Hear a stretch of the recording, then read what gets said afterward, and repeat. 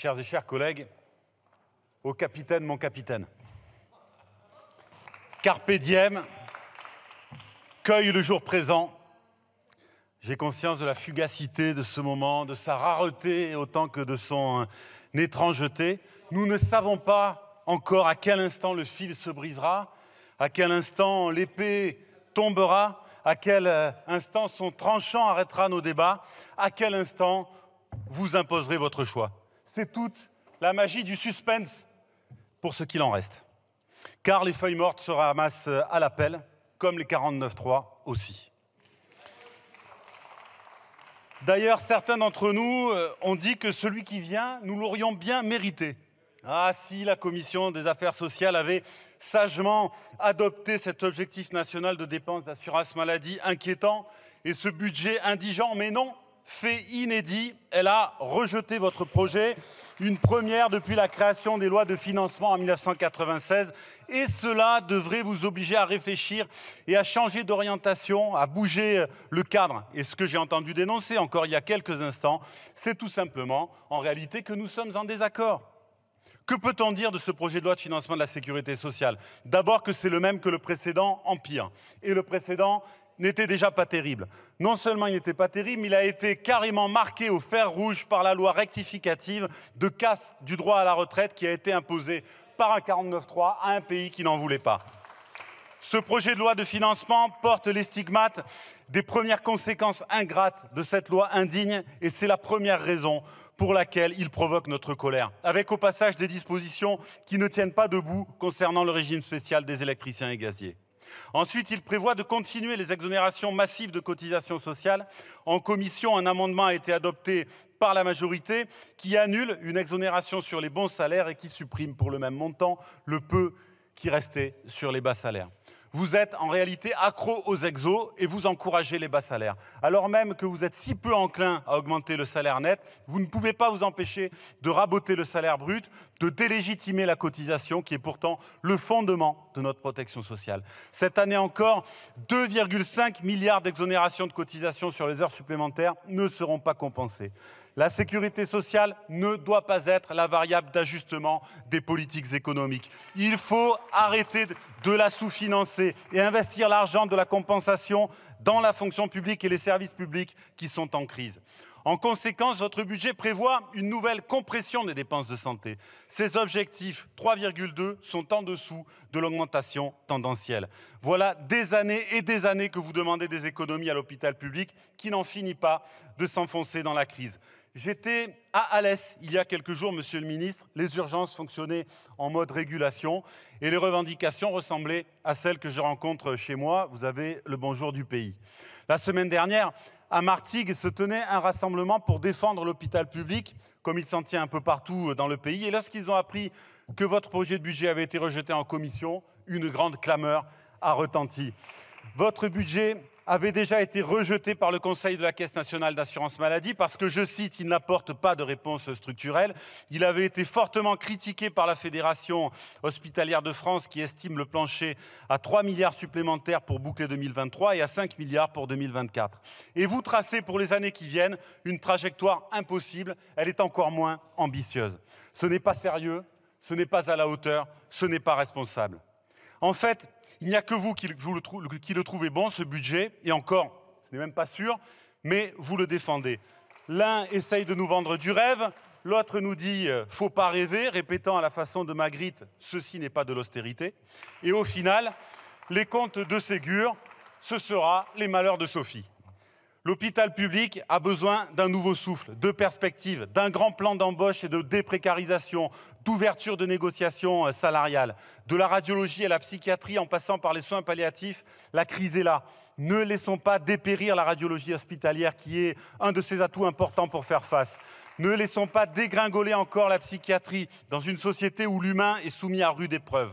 1 an pour un rendez-vous dans un centre médico-psychologique, c'est tout simplement inacceptable. Au lieu de vous entêter dans un dispositif Mon Parcours Psy qui est un échec, embauchez des psychologues à l'hôpital et dans la fonction publique. Ne laissons pas dans l'ombre non plus la question essentielle des soins palliatifs qui devraient être un droit et qui ne le sont pas parce que depuis des années et des années, on s'est refusé à y mettre réellement les moyens, même la Cour des comptes le dit. Ce budget ne propose rien en la matière. Quant aux besoins de rénovation et de construction, ils seront moins bien pris en compte encore avec une réduction programmée de l'enveloppe. C'est d'autant plus problématique que la sortie annoncée de la tarification à l'acte n'aura pas lieu. Les mesurettes que vous proposez vont nous faire passer de 56% à 49% pour la médecine, chirurgie, obstétrique en 2026. Le volume de soins n'est toujours pas revenu à son niveau d'avant Covid. En revanche, même dans les hôpitaux qui ont accru leur volume d'activité, comme celui de Martigues, au prix d'efforts considérables, le déficit est toujours au rendez-vous. De toute évidence, il faudrait également se donner les moyens d'agir sur les déserts médicaux. Il faudrait déclencher un plan de soutien et de développement des centres de santé à but non lucratif. Il faudrait également s'attaquer avec méthode au défi du médicament, l'un des vecteurs de la marchandisation et de la financiarisation de la santé. Alors que les pénuries n'en finissent pas, vous augmentez encore les marges des grands laboratoires et vous refusez de mettre en chantier la construction d'un pôle public du médicament. Nous en aurions pourtant bien besoin pour faire face au défi des pénuries, mais aussi à celui des médicaments biologiques, dont la fabrication devrait s'appuyer sur les outils publics et sur une relance ambitieuse de la dynamique du don avec l'Établissement français du sang. Le droit à l'autonomie n'est toujours pas pris au bon niveau. On peut se féliciter de la démarche modestement entreprise pour fusionner le forfait soins et le forfait dépendance, mais on ne peut pas faire l'économie d'une réflexion sur le forfait hébergement. Nous avons besoin de garantir une meilleure protection sociale et un meilleur service aux personnes, que ce soit à domicile ou en établissement. Nous sommes loin, très loin, de répondre aux besoins parce qu'il n'y a pas de véritable volonté politique. Vous mettez en avant la vaccination contre le papillomavirus et la gratuité des préservatifs, qui sont des mesures que nous soutenons, mais qui ne suffisent pas à faire une politique de santé et une politique de protection sociale à la hauteur. Et au bout du compte, votre projet est assez simple à résumer. C'est aux salariés de passer à la caisse pour financer un système affaibli.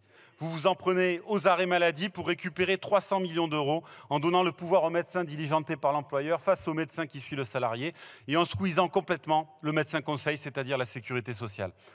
Vous allez également limiter les arrêts prescrits par téléconsultation, alors même que vous encouragez par ailleurs ce système dont il faudrait mieux encadrer la pratique pour qu'elle ne soit pas le cheval de Troie d'une financiarisation de la médecine de ville. Vous feriez mieux de vous interroger sur les causes des arrêts maladie. Et l'on ferait mieux d'agir vraiment pour la prévention, faire de la santé au travail une grande cause nationale, s'occuper de santé environnementale, transformer nos modes de vie, de production, de consommation. Nous avons également ouï dire que vous envisagiez de multiplier par 2 les franchises, mais vous le voyez, en attendant que nous ayons sans doute le dos tourné pour le faire. Mais ce n'est pas tout. Après vous être acharné à maintenir un top niveau d'exonération pour le capital, vous venez piquer dans les cotisations des salariés, celles des retraites complémentaires de l'Agirc-Arrco d'une part et celles de l'Unédic d'autre part. Pour l'Agirc-Arrco, dont la gestion est paritaire, alors que les cotisations ont pour seule destination les retraites complémentaires qui peinent à suivre l'inflation, vous vous servez, tranquille Émile, en expliquant que le régime vous doit bien ça puisque les acérés cotisent plus longtemps à cause de vous. Vous voulez gagner en réalité au grattage et au tirage.